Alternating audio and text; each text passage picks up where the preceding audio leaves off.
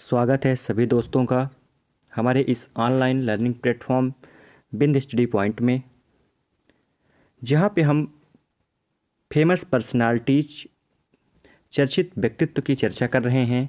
इस सीरीज में हमने सिर्फ कुछ प्रमुख व्यक्तित्व जो हमारे लिए प्रमुख हैं, चाहे वो कवि हों, चाहे लेखक हों, चाहे वैज्ञानिक हों, चाहे अन्य किसी क्षेत्र से संबंधित व्यक्तित्व हों, उनकी चर्चा इस वीडियो में हम करेंगे।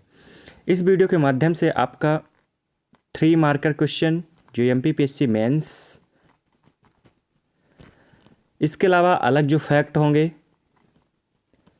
सभी चीज़ों को ध्यान में रखते हुए इस वीडियो को बनाया जा रहा है। पिछली वीडियो में हम चर्चा कर चुके हैं एक व्यक्तित्व की, जिसमें हमने तानसेन की चर्चा की है, और आज हम देखेंगे Ustad Alauddin Khan. Very very very important personality हैं उस्ताद अलाउद्दीन खां। तो इनके बारे में देखेंगे क्या विशेष है। तो आइए देखते हैं उस्ताद अलाउद्दीन खां। वेरी इंपॉर्टेंट उस्ताद अलाउद्दीन खां, काफ़ी महत्वपूर्ण है उस्ताद अलाउद्दीन खां। तो यदि हम उस्ताद अलाउद्दीन खां के प्रारंभिक जीवन की बात करें तो उस्ताद अलाउद्दीन खां का जन्म बंगाल, जो वर्तमान में बांग्लादेश का हिस्सा है, के ब्राह्मणबरिया ज़िले के एक छोटे से गांव शिवपुर में हुआ था। तो आपको याद रखना है, यदि इनके जन्म स्थान पूछे तो इनका जन्म स्थान है शिवपुर। कभी आपको ऑप्शन में मिल सकता है शिवपुर, तो याद रखना है। उनके पिता का नाम सफदार हुसैन खां था। जो उस्ताद अलाउद्दीन खां के पिता का नाम था हुसैन सफदार खां था। अलाउद्दीन खां के बड़े भाई फ़कीर आफ्ताबुद्दीन ने उन्हें सबसे पहले संगीत से रूबरू कराया था। तो ये फैक्ट आपको याद रखना है कि उस्ताद अलाउद्दीन खां को सबसे पहले संगीत से जो परिचय करवाया था, किसने करवाया था, तो उसके बड़े भाई फ़कीर आफ्ताबुद्दीन ने उन्हें सबसे पहले संगीत से रूबरू कराया था। और यदि इनके जन्म की बात करें तो आप जन्म देख चुके हैं शिवपुर का, शिवपुर में जन्म हुआ था। उस समय बंगाल और आज का बांग्लादेश का हिस्सा है, वहीं पे इनका जन्म हुआ था। आइए आगे बढ़ते हैं और देखते हैं क्या चीज़ें महत्वपूर्ण हैं। ये देख सकते हैं आप, उस्ताद अलाउद्दीन खां की फ़ोटो है ये। उस्ताद Alauddin Khan, very important personalities उस्ताद अलाउद्दीन खां। उस्ताद अलाउद्दीन खां साहब, देख रहे हैं आप, उस्ताद अलाउद्दीन खां साहब को एक महत्वपूर्ण और चर्चित व्यक्तित्व में से एक हैं उस्ताद अलाउद्दीन खां। आइए इसके बाद अन्य कुछ प्रमुख फैक्ट देख लेते हैं उस्ताद अलाउद्दीन खां के बारे में। यदि हम देखें उस्ताद अलाउद्दीन खां का पूरा नाम क्या था, तो उस्ताद अलाउद्दीन खां इनका पूरा नाम था। क्या नाम था? उस्ताद अलाउद्दीन खां। प्रसिद्ध नाम, जिस नाम से ये प्रसिद्ध थे, तो वह इनका नाम है, जिस नाम से ये प्रसिद्ध थे, इनका नाम है अलाउद्दीन खां।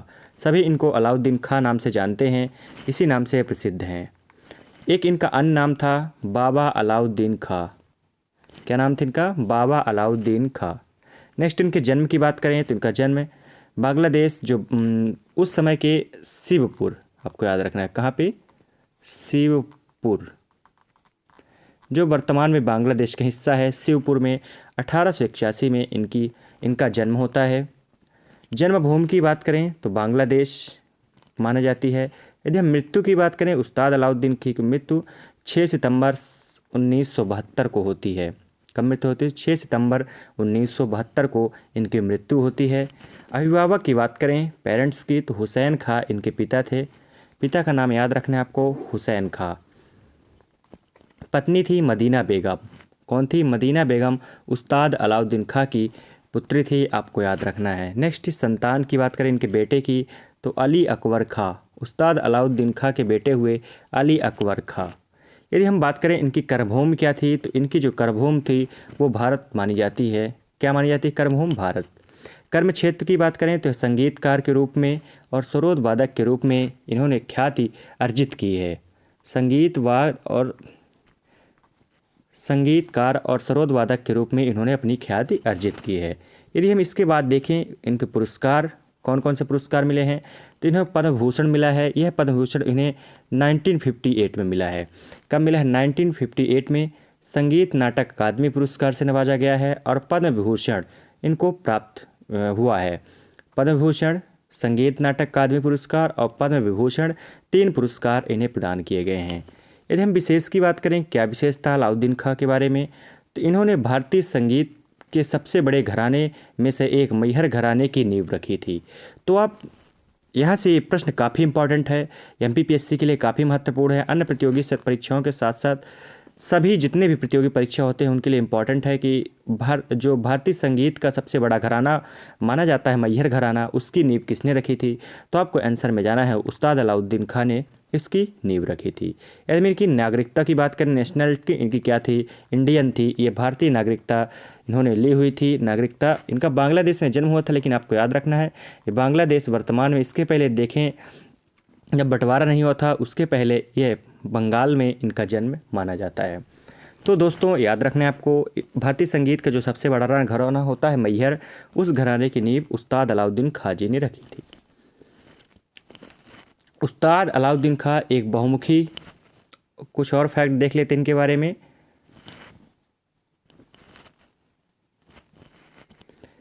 बहुप्रसिद्ध सरोद वादक थे, आपको याद रखना है सरोद वादक थे। साथ ही अन्य वाद्य यंत्रों को भी बजाने में पारंगत थे। वह एक अतुलनीय संगीतकार और 20वीं शताब्दी के महान संगीतज्ञ शिक्षकों में से एक माने जाते थे। पेशे से शिक्षक भी थे, संगीत की शिक्षा देते थे उस्ताद अलाउद्दीन खां जी। सन 1935 में पंडित उदय शंकर के बैले समूह के साथ खां साहब ने यूरोप का दौरा किया। इसके बाद काफ़ी लंबे समय तक उत्तराखंड के अल्मोड़ा में स्थित Uday Shankar Indian culture centre के साथ जुड़े। अपने जीवन काल में उन्होंने कई रागों की रचना की और विश्व संगीत जगत में विख्यात मैहर घराने की नींव डाली। देख चुके हैं आपके मैहर घराने की नींव का श्रेय नहीं जाता है। उन्होंने सबसे खास रिकॉर्डिंग्स में से ऑल इंडिया रेडियो के साथ 1950 से जो उस्ताद अलाउद्दीन खां जी थे, ये ऑल इंडिया रेडियो के साथ 1950 और 60 के दशक में उनकी कुछ महत्वपूर्ण रिकॉर्डिंग हैं जो बहुत ही प्रसिद्ध हैं, ये आपको याद रखना है। ऑल इंडिया रेडियो से भी ये जुड़े थे।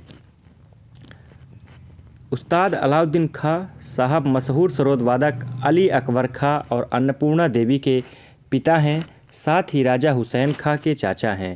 तो उस्ताद अलाउद्दीन खां मशहूर सरोद वादक जो अकबर अली और अन्नपूर्णा देवी के पिता हैं, मतलब ये इनके पुत्र हुए। अकबर अली खां और अन्नपूर्णा देवी इनकी पुत्री हुई। साथ ही राजा हुसैन खां के चाचा थे। इतना ही नहीं बल्कि अलाउद्दीन खां पंडित रविशंकर, निखिल बनर्जी, पन्नालाल घोष, वसंत राय, बहादुर राय आदि सफल संगीतकार के गुरु भी रहे हैं। उन्होंने स्वयं गोपाल चंद बनर्जी, लोले और मुन्ने खां जैसे संगीत के महारथियों के साथ संगीत की दीक्षा ली। इतना ही नहीं, उन्होंने कड़ी मेहनत के बाद मशहूर बीड़ा वादक रामपुर के वजीर खां साहब के साथ संगीत के गुर सीखे थे। देख सकते हैं आप कितने महत्वपूर्ण है उस्ताद अलाउद्दीन खां, काफ़ी महत्वपूर्ण पर्सनालिटी हैं। इसके बाद हम देखेंगे उस्ताद अलाउद्दीन खां को कौन कौन से अवार्ड से नवाजा गया। तो देखेंगे उस्ताद अलाउद्दीन खां साहब को कला के क्षेत्र में सन 1958 में पद्म विभूषण, याद रखना है आपको, सम्मानित किया गया है। इससे पहले उन्हें साल 1954 में संगीत नाटक अकादमी पुरस्कार प्रदान किया जाता है। अपने सबसे बड़े सम्मान संगीत नाटक अकादमी फेलोशिप से नवाजा गया है।